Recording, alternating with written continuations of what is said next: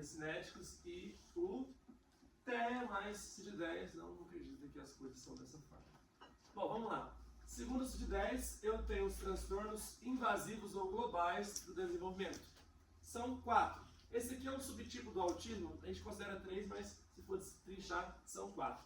Primeiro, autismo infantil, que é o autismo típico. A pessoa tem comprometimento em 3 áreas fundamentais. Tem que ter as 3 áreas comprometidas.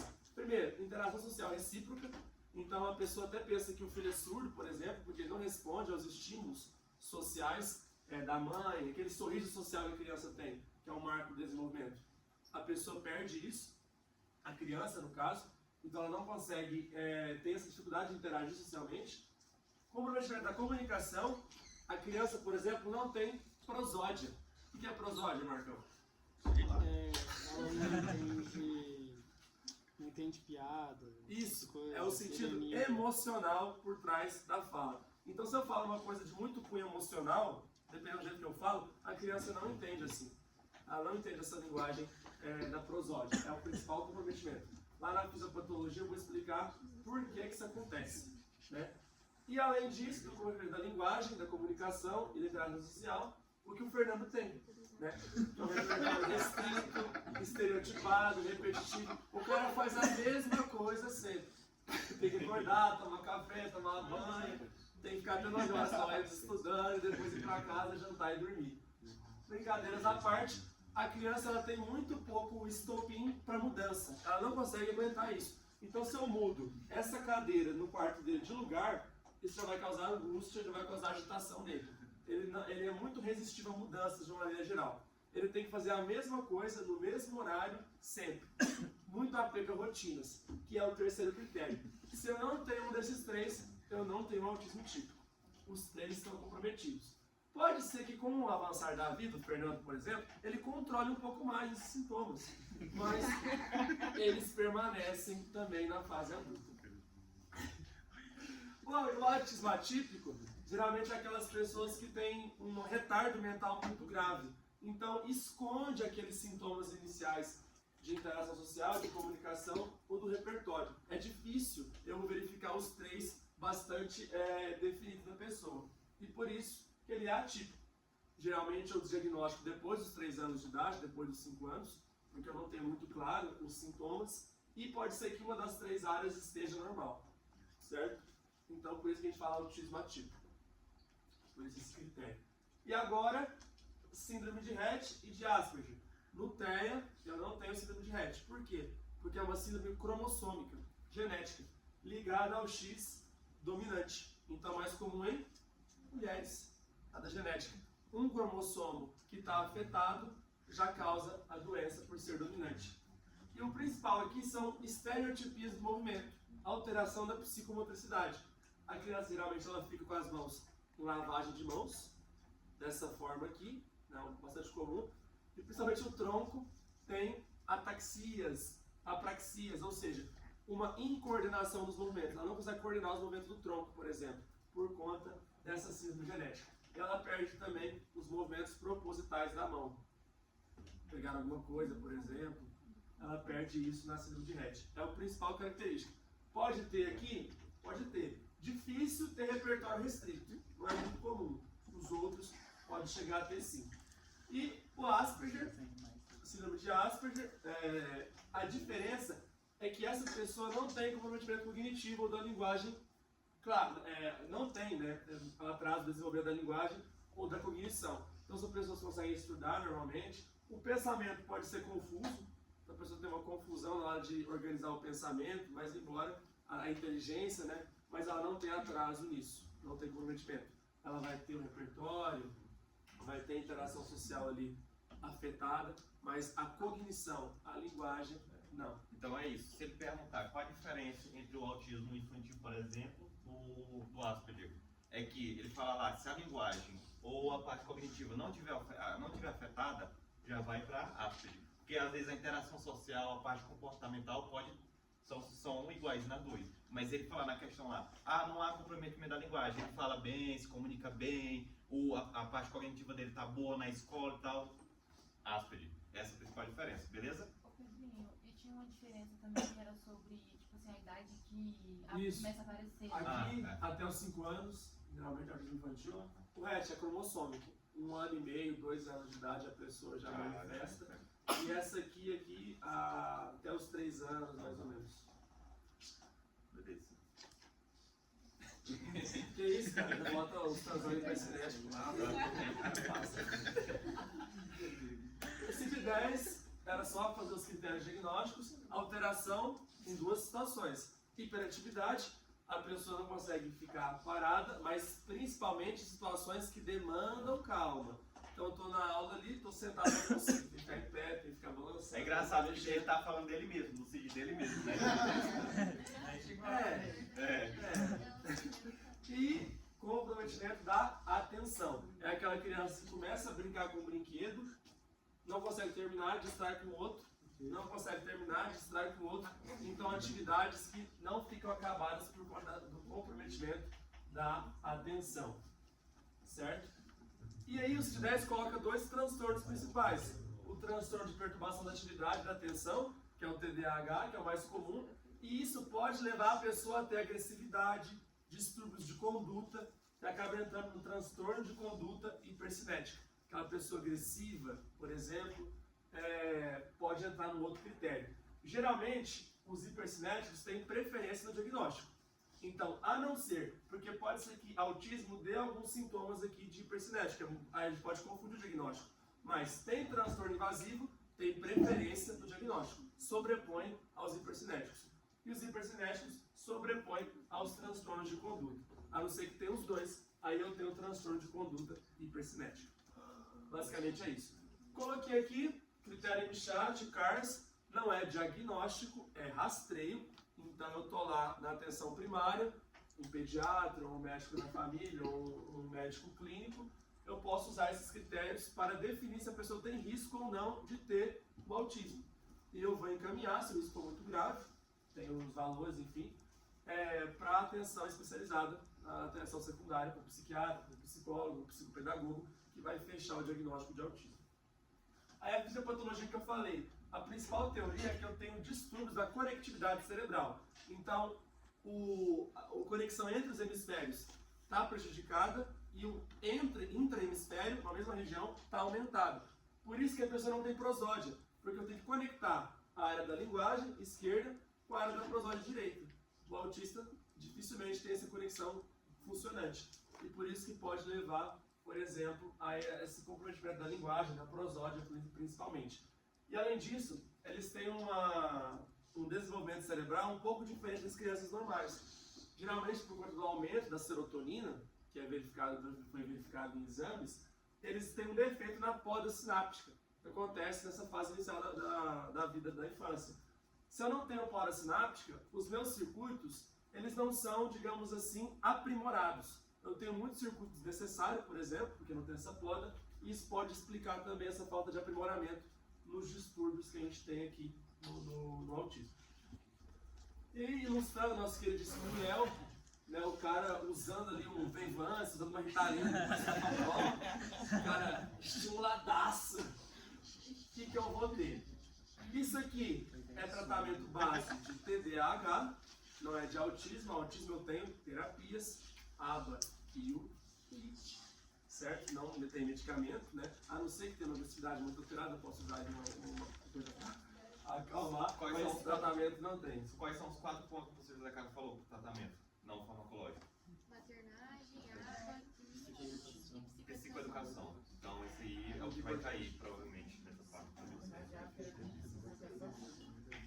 O ABA, maternagem e psicoeducação. Oi? É avaliação comportamental. O que acontece? No ABA, a pessoa, o profissional, ele vai avaliar o comportamento da criança e vai tentar reforçar os sintomas positivos no ABA da criança. Reforça os sintomas positivos. Enquanto que o método TEACH, ele foca na comunicação, ou seja, foca na melhoria da comunicação também da criança. E aí a maternagem é a mudança comportamental da mãe, porque queira ou não queira é estressante, mãe do pai, queira ou não queira é estressante, né? A criação um pouco para a mãe, que às vezes ela pensa, tal, vai ter que ter aquelas alterações, tudo. Então, falar para a mãe ter essa modificação comportamental, né, é imprescindível. E a psicoeducação, né, que é justamente mostrar, explicar como é que acontece, não só para os pais, mas para os outros profissionais de saúde também é importante. Beleza? Então vamos lá. O que essas smart drugs ou os psicoestimulantes fazem com a gente? Qual que é a ideia deles no TDAH, que é a indicação? A NOR e a DOPA são muito importantes no córtex pré-frontal para as funções executivas. Então, atenção seletiva, controle inibitório, para eu, por exemplo, não me distrair facilmente com os estímulos que chegam ao meu córtex pré-frontal. Então, NOR e DOPA atuam balanceando, né, essa atividade das funções executivas no córtex pré-frontal. A NORA, ela acaba inibindo esses receptores HCM, então eu não vou ter a dissipação do estímulo, inibindo o estímulo, né, a NORA, então ela estimula o estímulo a entrar no meu córtex pré-frontal, a NORA. A DOPA faz o contrário, ela ativa esses receptores HCM e eu tenho uma purificação, um filtro desses estímulos. Isso melhora, por exemplo, a minha atenção seletiva. Eu tenho várias, visão, audição, olfato, tudo chegando aqui pra mim, o Vitinho ali fazendo uma gracinha, o Marcão rindo, tudo isso está chegando pra mim. Mas eu tenho que focar aqui no que eu estou fazendo. Então a minha DOPA está agindo nesse sentido para controlar e filtrar todos esses estímulos que estão chegando. A pessoa que tem TDAH, ela tem esse circuito prejudicado. Por isso que eu vou usar o quê? Os inibidores de recaptação e liberadores de NOR e DOPA. Ele não só inibe a recaptação, ele estimula também a liberação de NOR e DOPA, balanceando esses efeitos ou de aumentar o sinal ou de reduzir os ruídos, que prejudicam a minha atenção. Então essa é a função da NOR e da DOPA atuando no córtex pré-frontal, facilitando o desenvolvimento de funções executivas, especialmente a atenção seletiva e o controle inibitório. Beleza. Metilfenidato, de longe, mais utilizado para pessoa que tem TDAH. Receita? Amarelo. Perfeito. O que ele faz? Então ele vai inibir a recaptação de NOR e DOPA e estimular a liberação. Então eu tenho ou um aumento do sinal, se ele estiver baixo, ou então eu tenho uma redução dos ruídos. Isso é importante. Então a DOPA é a mais importante, na verdade, né? Porque os sinais vão chegar, querendo ou não. Mas eu tenho que reduzir os ruídos, né? Eu tenho que reduzir esse tanto de sinal e o estímulo que ele tem no meu córtex. Então é importante o papel central da DOPA. O metilfenidato, ele tem duas formas de liberação, imediata e prolongada. Então não preciso tomar, por exemplo, 2 doses na prolongada, uma dose basta, por exemplo. E é importante eu tomar quando? Antes de ir para a escola, né, gente? Por que eu vou tomar de noite? Eu vou dormir, porra. Só o Fernando faz para estudar de noite, cara. Eu não, que é isso. Então, antes de ir para a escola, eu vou usar a atenção. Crianças maiores de 6 anos, porque o pré-escolar não tem por que usar isso. Ele não precisa de atenção, não precisa ir para a escola. Até porque, na verdade, só pode ser utilizado a partir de crianças a partir de 6 anos. Então, crianças abaixo de 6 anos não pode ser utilizado isso. E aqui, o zoado, né? Você tá lá naquela prova de funções, primeiro ano, prova fudido da porra. Você vai esperar um dia antes da prova. Cara, eu vou ter que tomar uma Ritalina, vou ter que tomar um Levance, né, galera? Galera. Esse aqui é o famoso Vevance. Uma pessoa lá tomou sem querer. Ou seja, cara, pessoa que não tem distúrbio, pessoa que tem as conexões aqui normais, atenção seletiva, isso aqui tem um efeito muito deletério sobre o córtex. Os estudos são sobre ratos, né? Mas pode ser que no ser humano também tenha um efeito negativo no nosso BNDES, cara. Para de falar errado, que alguém vai escrever errado, tá? BDNF, vai, BDNF. Vai ter um efeito negativo no BDNF, eu vou diminuir a neuroplasticidade. Eu posso, outras alterações e efeitos adversos, não só do metilfenidato, mas também das anfetaminas, né? Mas eu coloquei aqui porque é o mais utilizado. A pessoa tem tique, o Fernando colocou, porque eu vou estar estimulando, né, aquele encéfalo. Ansiolítica, então quem tem ansiedade, que tá lá na prova, toma isso aqui, cara. Se fudeu. Agitação, perda de apetite, por isso que é contraindicado em pessoas que têm, por exemplo, anorexia, bulimia, porque tem um efeito na perda de apetite. Porque a nora tem um efeito de perda de apetite lá nos neurônios da fome e da saciedade. Ansiogênico. Foi mal, ansiogênico. Vício, São drogas viciantes, né? Por quê? Porque acaba estimulando o núcleo accumbens, o circuito do prazer, então pode levar ao vício. Perda de sono, a pessoa está ali estimulando o córtex pré-frontal dela. Alterações de pressão, arritmias cardíacas, são pessoas que têm doenças cardiovasculares ou risco cardiovascular totalmente contraindicado. E aqui a longo prazo fere a neuroplasticidade. As anfetaminas, essa aqui é a principal. Antes de você passar para essa, no caso ele tem menor BDNF. Isso seria por causa... Elas são estudos, eles são em ratos, Sim, mas estima-se que a longo prazo vem efeito deletério. Isso quer dizer, isso é justamente por conta da memória. Ele fixa ali na memória de curto prazo Curto e não prazo. faz a memória de Longo longo prazo, prazo. não. Então, para estudar, É só para aquele momento ele ali. só aprende ali, né? Ele esquece, no outro dia ele esquece. Até porque ela causa insônia, né? Então o sono reparado. Tanto que a própria nora, ela na verdade causa atrofia neuronal, né, a longo prazo. É o que o professor falou, então muito prejudicial. Aí a anfetamina, a mesma coisa, vai estimular a liberação de noradópamina e inibir a recaptação. Tem os efeitos semelhantes, né? E uma coisa aqui que ela consome bastante as enzimas do fígado, né, para ser metabolizada na forma ativa, que seria a dextroanfetamina. Mas em questão de efeitos diversos é semelhante. Frederico, Oi. o JC falou que tem uma questão disso, inclusive, no Venvance. Só que ele também tinha falado que ia cobrar a diferença do Venvance. Psicoestimulantes, né? Como A é que diferença assim, que tem eu usei o Stal para estudar esses medicamentos. Né? Ele traz bonitinho, efeito diverso, dose, tarará. Talvez a principal coisa aqui seria essa questão do consumo no fígado, né? Que ele é inativo, a forma dele, as anfetaminas, e ela tem que ser ativada no fígado. Ele quebra em D-afetamina e L-lisina. Aí a D-afetamina é a parte ativa. Cara, eu acho que é no Punta Dilma, que ele fala que a parte da anfetamina faz um efeito eufórico após você tomar, e isso aumenta a incidência de vício. Também é uma diferença. Ela estimula ainda mais o núcleo accumbens, né? Isso, daí é uma diferença quando você vai usar Anfetamina. Causa dependência, né? Isso, causa mais dependência. O meticulado pode causar, mas não é tão efetivo. Né? Desmineralização. Ele vai inibir a recaptação e vai liberar o noradópamina. Entendeu? Dois. Não é um dual, simplesmente. Aí a gente libera a recaptação e estimula a liberação. Ele mais inibe a captação mais de dopa e libera noradópamina. Estimula a liberação. Então aumenta a liberação e inibe a recaptação. Tem os dois efeitos. Não é um dual, por exemplo, que a gente já viu lá nos duais. Poderia falar que, tipo, por exemplo, fazer conversão do fígado, uma das diferenças seria de meio sabe? Por exemplo, também tem alguma... Mas tem que ser bem grave a insuficiência hepática, né? Tipo, de maneira geral, não tem essa contraindicação. Tem que ser bem grave mesmo. A modafinila, não tanto para o TDAH, mas para pessoas que têm narcolepsia, como o galego, que dorme o dia inteiro.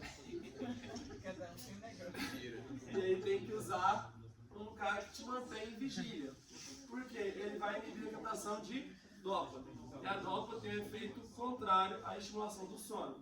Então aquela pessoa que sonolenta durante o dia, não consegue ficar acordada, eu vou usar a modafinila. Por quê? Porque ela tem propriedades de estimulação e histaminérgica no hipotálamo. Patricão, qual que é o núcleo, Patricão?